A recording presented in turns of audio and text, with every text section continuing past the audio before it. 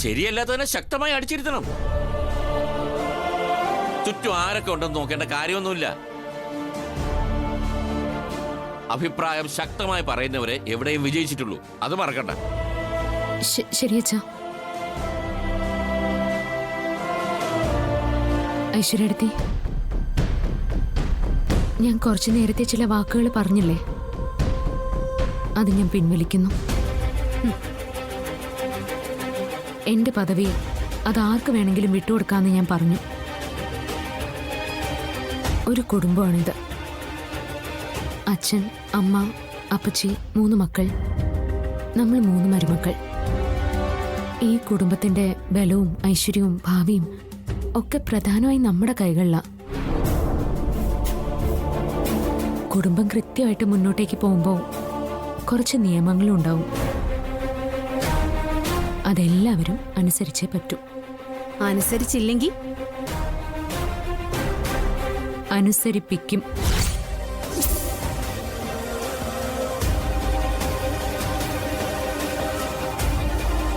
ശ്യാമ എന്ന ഈ പാവം പെണ്ണിന്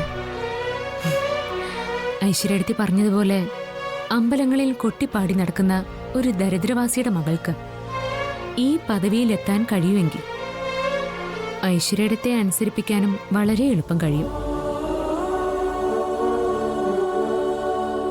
നേരത്തെ തന്നെ ചില സന്ദർഭങ്ങളിൽ ഞാൻ പറയേണ്ടത് ഐശ്വര്യത്തോട് കൃത്യമായി തന്നെ ഞാൻ പറഞ്ഞതാ.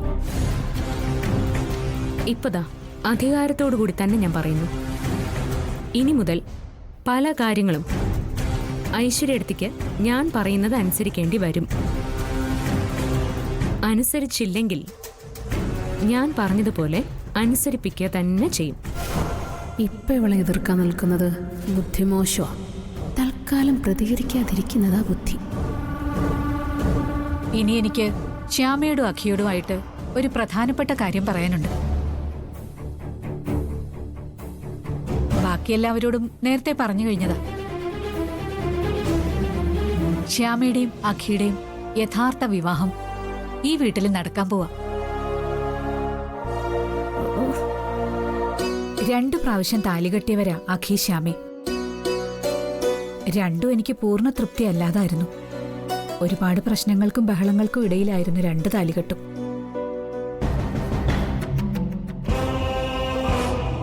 ഞാനൊരു നിബന്ധനയും വെച്ചിരുന്നു. അഖിലിന്റെ ഇരുട്ടിനോടുള്ള പേടി ശ്യാമ മാറ്റണോന്ന്. ഇപ്പോ എന്റെ അഖിക്ക് ഇരുട്ടിനെ പേടിയില്ല.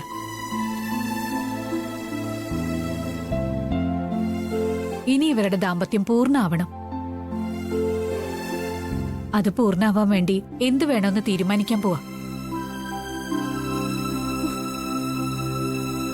നാളെ ദേവൻ തിരുമുൽപ്പാട് വരും. ശ്യാമയുടെയും അഖിയുടെയും ജാതകങ്ങൾ നോക്കും. നിങ്ങളുടെ ജാതകം മാത്രമല്ല കേട്ടോ, കുടുംബത്തിലെ എല്ലാവരുടെയും സമയമൊക്കെ അദ്ദേഹം നോക്കും. ശ്യാമയുടെയും അഖിയുടെയും ദാമ്പത്യ ജീവിതം ശാന്തി മുഹൂർത്തം എന്നൊക്കെ പറയാറില്ലേ, ആ ശാന്തി മുഹൂർത്തം എന്ന് ആരംഭിക്കണമെന്നൊക്കെ തിരുമേനി പറയും. ആ തീരുമാനം നമ്മൾ അംഗീകരിക്കുകയും ചെയ്യും. ഈ വീട്ടിൽ ആഘോഷപൂർവ്വം ആ ചടങ്ങ് നടക്കുകയും ചെയ്യും.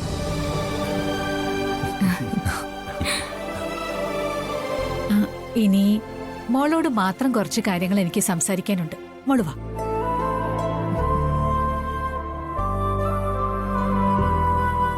ചെല്ല്.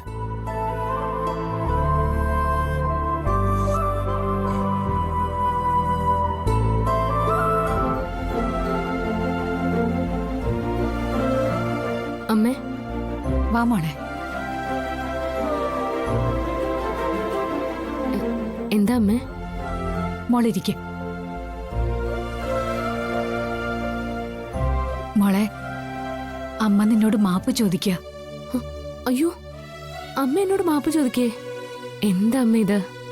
മോളോട് ഞാൻ വലിയ ക്രൂരതയല്ലേ കാണിച്ചത്? ഞാനും ഒരു സ്ത്രീയാ. ഒരു പെണ്ണിന്റെ സ്വപ്നങ്ങൾ എന്തൊക്കെയാണെന്ന് എനിക്കും അറിയാം. വിവാഹത്തെക്കുറിച്ചും അതിനുശേഷമുള്ള സന്തോഷങ്ങളെക്കുറിച്ചുമൊക്കെ എന്തൊക്കെ മോഹങ്ങൾ ഉണ്ടായിരിക്കും. പക്ഷേ ഞാൻ മോളുടെ ദാമ്പത്യ സുഖം തന്നെ ഇല്ലാതാക്കി. അമ്മേ, അതൊക്കെ കഴിഞ്ഞില്ലേ? അതൊക്കെ പോട്ടെ. അല്ല മോളെ, എന്നെ സംബന്ധിച്ച് അത് മനസ്സിലൊരു ഭാരം പോലെ തന്നെ ആയിക്കഴിഞ്ഞു. ഭാര്യയും ഭർത്താവിനെയും ഒരു മുറിയിൽ രണ്ടിടത്തായി കിടത്തുക, ഭാര്യയും ഭർത്താവുമായി ജീവിക്കില്ലെന്ന് കല്യാണം നടന്ന ദിവസം തന്നെ ശപഥം ചെയ്യിക്കുക. എനിക്കത് ഓർക്കാൻ കൂടി വയ്യ. അമ്മേ, അതൊക്കെ മറന്നേക്കോ, അതൊക്കെ പോട്ടെ. പക്ഷേ അവിടെ ഞാൻ നിന്റെ നന്മ മനസ്സിലാക്കി. എനിക്ക് തന്ന വാക്ക് നീ കൃത്യമായി പാലിച്ചു. മാത്രമല്ല, അതിനെക്കുറിച്ച് ആരോടും ഒന്നും പറഞ്ഞതുമില്ല. എല്ലായിടത്തും സന്തോഷത്തോടെ തന്നെ കഴിഞ്ഞു. മോളുടെ നിറത്തിലും കുടുംബത്തിലും ഒക്കെ ഞാൻ കുറ്റം കണ്ടെത്തി. മോളി അമ്മയോട് ക്ഷമിക്കണം. അയ്യോ അമ്മ, അമ്മ പറഞ്ഞു പറഞ്ഞ് എന്നെ കരയിക്കല്ലേ. നാളെ തിരുമുൽപ്പാട് തിരുമേനി വന്ന് ജാതകമൊക്കെ നോക്കിയിട്ട് സമയം കുറിക്കും. എന്നെ സംബന്ധിച്ച് ആ സമയം അതാണ് നിങ്ങളുടെ കല്യാണ സമയം. മോളും അഖിയും തമ്മിൽ ഇതുവരെ കല്യാണം കഴിഞ്ഞിട്ടില്ലെന്നും ഇനി നടക്കാൻ പോകുന്നതാണ് നിങ്ങളുടെ കല്യാണമെന്നും ഞാൻ മനസ്സിൽ ഉറപ്പിച്ചിരിക്കുക. അന്നാ അഖി മോളുടെ കഴുത്തിൽ താലി കെട്ടുന്നേ. അന്നാ കയ്യില് പാലുമായിട്ട് മോൾ അഖിയുടെ ജീവിതത്തിലേക്ക് കടന്നെല്ലാം പോകുന്നത്. എനിക്കും അങ്ങനെ തന്നെ അമ്മേ. അമ്മയുടെ അനുഗ്രഹത്തോടെ നടക്കാൻ പോകുന്ന ഈ താലികെട്ടായിരിക്കും എന്റെ യഥാർത്ഥ വിവാഹം. അമ്മ പറഞ്ഞതുപോലെ അന്ന് മുതലാ എന്റെ വിവാഹ ജീവിതം തുടങ്ങാൻ പോകുന്നത്. ആ ദിവസത്തിന് വേണ്ടിയാ ഞാനും ഇപ്പൊ കാത്തിരിക്കുന്ന. എന്റെ 3 മരുമക്കളെ, അല്ല മക്കളെ, ഞാൻ 2 തട്ടിലായിട്ടാ ഇതുവരെ കണ്ടുകൊണ്ടിരുന്നേ. ഐശ്വര്യ അമൃത ഒരു തട്ടിലും മോളെ മറ്റൊരു തട്ടിലും. അവരുടെ കാര്യങ്ങൾക്കും അവരുടെ അഭിപ്രായങ്ങൾക്കും ഒക്കെയാ ഞാൻ എപ്പോഴും മുൻഗണന കൊടുത്തോണ്ടിരുന്നേ. അമ്മ, അമ്മ ദയവ് ചെയ്ത് അതൊന്നും ഇപ്പൊ പറയണ്ട. ഈ ദിവസം ഞാൻ അതൊക്കെ മറന്നു കഴിഞ്ഞു. അമ്മ പറഞ്ഞ പോലെ ഇനി നടക്കാൻ പോകുന്നതല്ലേ കല്യാണം. ഞാൻ ആ ദിവസത്തെ പ്രതീക്ഷിച്ചിരിക്കുക. ഹലോ, എന്താണ് ഒരു രഹസ്യം പറച്ചില്? അമ്മയ്ക്കും മകൾക്കും പലതും പറയാൻ കാണും. അതിനിടയ്ക്ക് നിന്നെ ആരെ ഇപ്പൊ ഇങ്ങോട്ട് വിളിച്ചത്? അത് ശരി, അപ്പൊ ഞാനാണ് ഔട്ട്. ഞാൻ പോയിക്കോ. നിക്ക്, അങ്ങനെ അങ്ങ് പോയാലോ. നിങ്ങളുടെ കല്യാണക്കാര്യം പറയായിരുന്നു. നാളെ തിരുമുൽപ്പാട് തിരുമേനി കുറിക്കാൻ പോകുന്ന സമയം നിങ്ങളുടെ യഥാർത്ഥ കല്യാണ സമയമായി ഞാൻ കാണുന്നത്. അതേക്കുറിച്ച് പറയായിരുന്നു.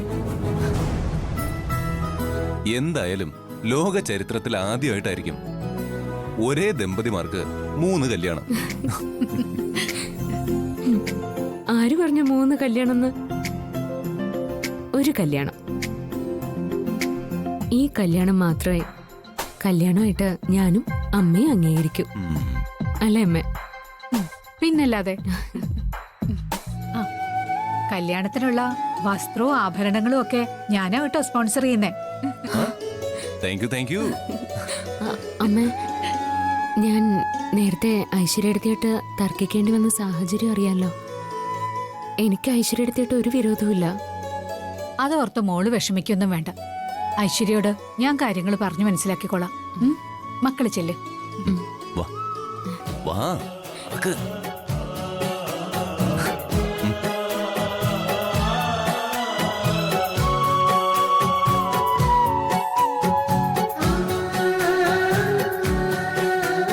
ഭഗവാനെ, എല്ലാം മംഗളമായിട്ട് നടത്തി തരണേ.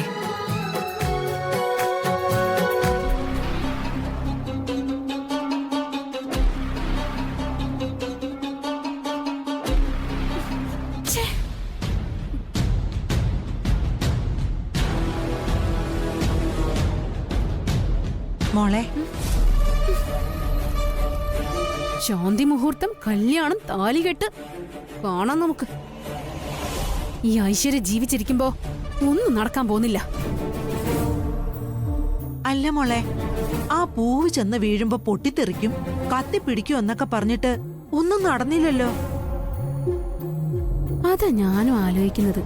ആരോ പൂവെടുത്ത് മാറ്റിയിരിക്കുന്നു. ഹലോ, വിചാരിച്ചത് നടന്നില്ല അല്ലേ?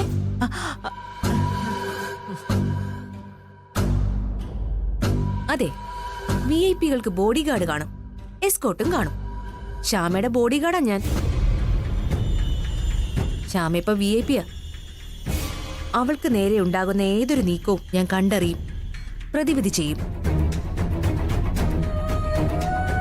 അവൾക്കെതിരെ നിങ്ങൾ എന്തോ കരുക്കളും നീക്കുന്നു എന്ന് എനിക്ക് തോന്നിയിരുന്നു. ഞാൻ നിന്നെ ശ്രദ്ധിക്കുന്നുണ്ടായിരുന്നു. അപ്പോഴാ നീ പൂവ് വാങ്ങിച്ചുകൊണ്ട് വെച്ചിരിക്കുന്നത് ഞാൻ ശ്രദ്ധിച്ചത്.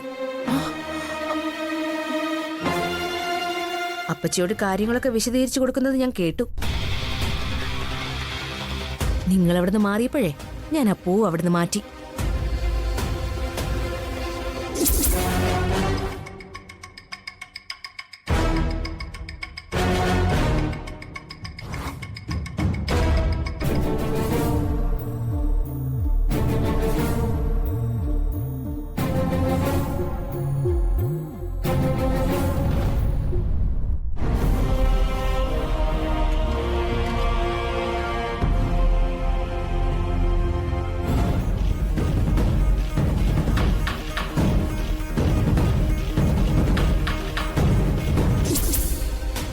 ഏതായാലും നീ പ്രയാസപ്പെട്ട് വാങ്ങിച്ച പൂവല്ലേ, അത് ഞാൻ സൂക്ഷിച്ചു വെച്ചിട്ടുണ്ട്. മോളെ പണി പാളിയല്ലോ.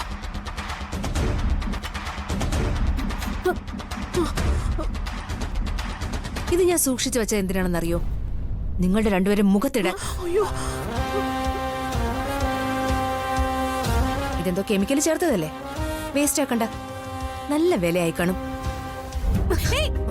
വേണ്ട, വേണോ വേണ്ടത് ഞാൻ തീരുമാനിക്കും. പ്ലീസ് വേണ്ട, വേണ്ട അമൃതേർത്തി, വേണ്ട. എറിയല്ലേ. നിനക്ക് മനസ്സിലായല്ലോ എന്റെ കണ്ണ് എല്ലായിടത്തും ഉണ്ടാകുമെന്ന്. ഇനിയും ഇത് ആവർത്തിച്ചാൽ നിന്റെ മുഖം ഞാൻ കത്തിക്കും. അമൃതേർത്തി, ഞാൻ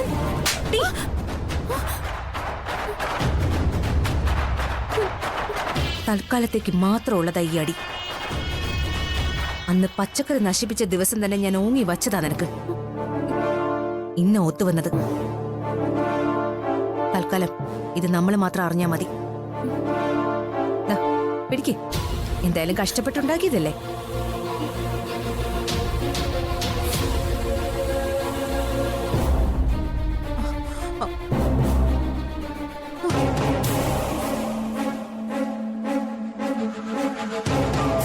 എന്താ മോളെ ഒച്ച കേട്ടത്? കൊടുത്തോ അവക്ക്? അവൾ എന്നെയാ തല്ലിയത്. ഈശ്വര ഭഗവാനെ, എന്റെ മോളെ അമൃത മോള് തല്ലിയോ? അതിന്റെ കൈ നശിച്ചു പോകുമെന്ന് പറയാൻ തുടങ്ങിയായിരുന്നു. മിണ്ടാതിരിക്കും. ആ ശ്യാമയുടെ ബോഡി ഗാർഡാണ് പോലും. ശ്യാമയ്ക്ക് വേണ്ടി അവളെന്നെ തല്ലി.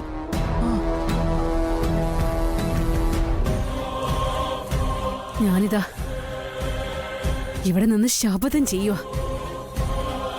അമൃതയും ശ്യാമയും ഞാൻ ശത്രുക്കളാക്കും. തമ്മില് കടിച്ചു കീറി കൊല്ലുന്ന തരത്തിലുള്ള ശത്രുക്കള്. ഇന്ന് എന്നെ തല്ലിയതുപോലെ അമൃതയെ കൊണ്ട് ഞാൻ ശ്യാമയെ തല്ലിക്കും.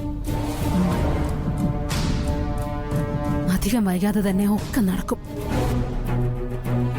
എല്ലാത്തിനും അവസാനം അമൃതയോട് ഞാൻ പകരവും വീട്ടും. ഇത് സത്യം, സത്യം, സത്യം. അയ്യോ അമ്മേ,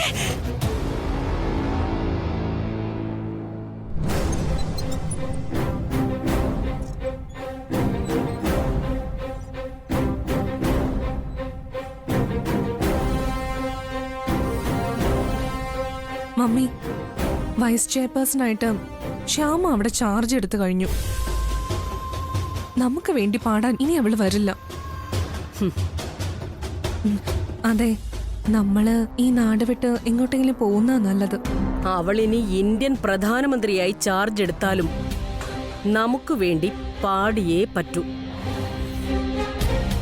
അറിയാലോ, ശക്തമായ കരാറാ ഉണ്ടാക്കിയിട്ടുള്ളത്. അതിന്ന് പിന്മാറിയാ അവളകത്താ. മമ്മി വിചാരിക്കും പോലെ അല്ല കാര്യങ്ങള്. തലപ്പത്തെത്തിക്കഴിഞ്ഞ പിന്നെ അവൾക്കും നല്ല സ്വാധീനമൊക്കെ വരും. പിന്നെ അവളെ ഒതുക്കാൻ എളുപ്പമല്ല. എടി മോളെ, നീ പേടിക്കാതെ. അന്ന് ക്ലബിൽ അവള് പാടാൻ വന്നു. എന്തുകൊണ്ടാ? പേടിച്ചിട്ട്, ദൈവത്തെ പേടിച്ചിട്ട്. നമ്മൾ കൊട്ടേഷൻ കൊടുത്തിറക്കിയ സന്യാസി പറഞ്ഞ കാര്യങ്ങൾ അവളെ പേടിപ്പിച്ചിട്ടുണ്ട്. ഇനി അവള് നമ്മളെ വിട്ടു പോവില്ല.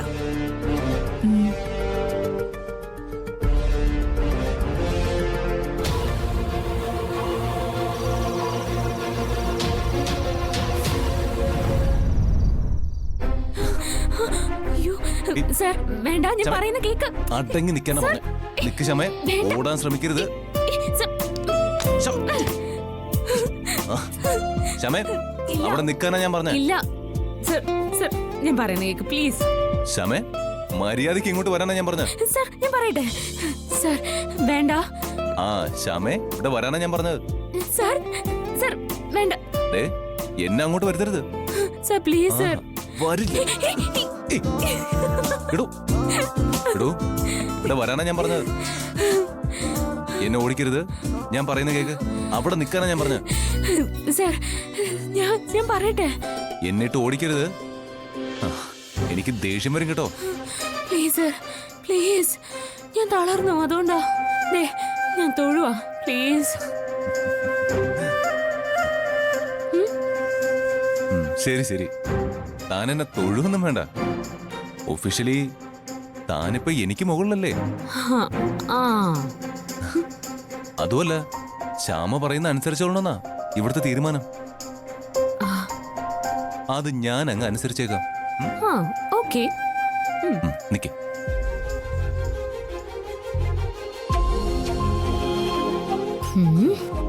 പക്ഷേ മാഡം, ഞാനൊരു ഭർത്താവാ. ഭർത്താവിന് ഭാര്യയിലും ഭാര്യയ്ക്ക് ഭർത്താവിലും ചില അവകാശങ്ങളൊക്കെ ഉണ്ട്. അത് നിഷേധിക്കരുത്. അറിയാം സർ, തീർച്ചയായിട്ടും അറിയാം. എന്തായാലും നാളെ തിരുമുൽപ്പാട് തിരുമേനി വന്ന ജാതകം നോക്കി ദിവസം പറയുമല്ലോ. അതുവരെ അമ്മയ്ക്ക് കൊടുത്ത വാക്ക് പാലിച്ച് തന്നെ പോണം. അതിന് സാർ എന്നെ അനുവദിക്കണം.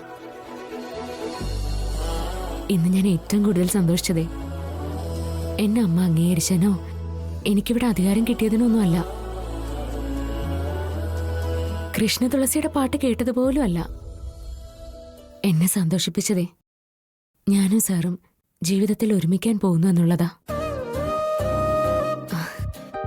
അമ്മ അത് പറഞ്ഞത് മനസ്സ് നിറഞ്ഞാ ഞാൻ കേട്ടു നിന്നത്. ഒരുപാട് കാലമായിട്ട് ഞാൻ കാണുന്ന സ്വപ്നമാ സത്യാവാൻ പോകുന്നത്.